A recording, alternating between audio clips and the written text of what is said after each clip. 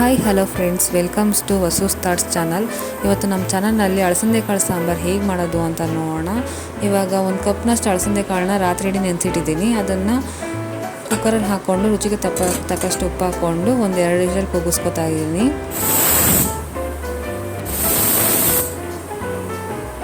ನೋಡಿ, ಅಳಸಂದೆ ಕಾಳು ಚೆನ್ನಾಗಿ ಬೆಂದು ಬಂದಿದೆ. ಇದನ್ನು ಈಗ ಸೈಡ್ಗೆ ಇಟ್ಕೊಬೋಣ. ಇವಾಗ ಗ್ಯಾಸ್ ಫ್ಲೇಮ್ ಆನ್ ಮಾಡಿ ಒಂದು ಬಾಣಲೆ ಇಟ್ಕೊಂಡು ಅದರಲ್ಲಿ ಒಂದು 3 ಟೇಬಲ್ ಸ್ಪೂನ್ ಅಷ್ಟು ಎಣ್ಣೆ ಹಾಕ್ಕೋತಾ ಇದ್ದೀನಿ.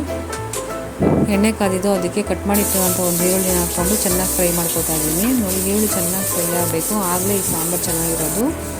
ಅದ್ರ ಜೊತೆಗೆ ಒಂದು ಹೆಚ್ಚಿರುವಂಥ ಒಂದು ಟೊಮೆಟೊ ಹಾಕ್ಕೊಂಡು ಚೆನ್ನಾಗಿ ಫ್ರೈ ಮಾಡ್ಕೋತಾ ಇದ್ದೀನಿ. ಜೊತೆಗೆ ಒಂದು ಚಿಟಿಕೆ ಅರಿಶಿನ ಹಾಕ್ಕೊಂಡು ಫ್ರೈ ಮಾಡ್ಕೋತಾ ಇದ್ದೀನಿ. ಇದಕ್ಕೆ ಒಂದು ಕಪ್ನಷ್ಟು ಕಾಯಿ ತುರಿ ಹಾಕ್ಕೋತಾ ಇದ್ದೀನಿ. ಅದನ್ನು ಚೆನ್ನಾಗಿ ಫ್ರೈ ಮಾಡ್ಕೋಬೇಕು. ಈಗ ಕಾಯಿ ತುರಿ ಒಂದು ಸ್ವಲ್ಪ ಸಾಲಿಲ್ಲ, ಅದಕ್ಕೆ ಇನ್ನೊಂದು ಸ್ವಲ್ಪ ಸೇರಿಸ್ಕೋತಾ ಇದ್ದೀನಿ. ಇದ್ರ ಜೊತೆಗೆ 1 ಟೇಬಲ್ ಸ್ಪೂನಷ್ಟು ಧನಿಯಾ ಪುಡಿ, ಒಂದು 3/4 ಟೇಬಲ್ ಸ್ಪೂನಷ್ಟು ಅಚ್ಕಾರದ ಪುಡಿ ಮತ್ತು ಚಕ್ಕೆ ಲವಂಗ ಹಾಕ್ಕೊಂಡು ಚೆನ್ನಾಗಿ ಮಿಕ್ಸ್ ಮಾಡಿಕೊಂಡು ಬೇಯಿಸ್ಕೊತಾ ಇದ್ದೀನಿ. ನೋಡಿ, ಎಲ್ಲ ರುಬ್ಬಿರೋ ಟೊಮೆಟೊ ಆರ್ತಿದೆ. ಆರಾದಮೇಲೆ ಇದನ್ನು ಒಂದು ಮಿಕ್ಸಿಗೆ ಟ್ರಾನ್ಸ್ಫರ್ ಮಾಡಿಕೊಂಡು ಇದನ್ನು ಚೆನ್ನಾಗಿ ರುಬ್ಬೋಣ.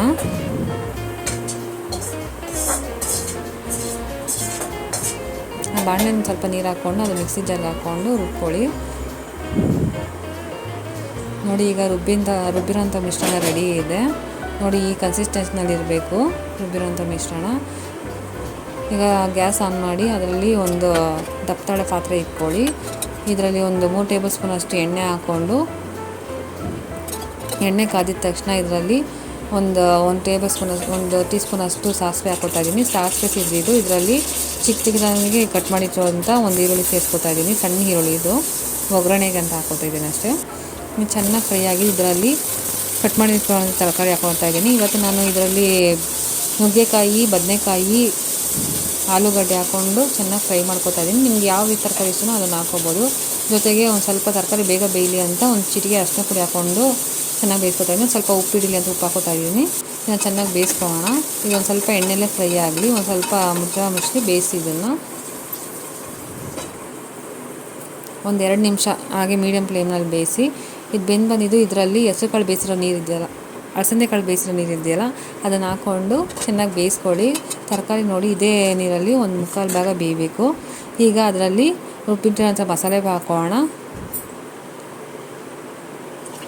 ಜೊತೆಗೆ ಇದು ಕಾಳು ಬೇಯಿಸಿಟ್ಕೊಂಡಿದ್ರು ಅಲಸಂದೆ ಕಾಳು, ಅದನ್ನು ಸೇರಿಸ್ಕೊಂಡು ಚೆನ್ನಾಗಿ ಕಲಿಸ್ಕೊಳ್ಳೋಣ.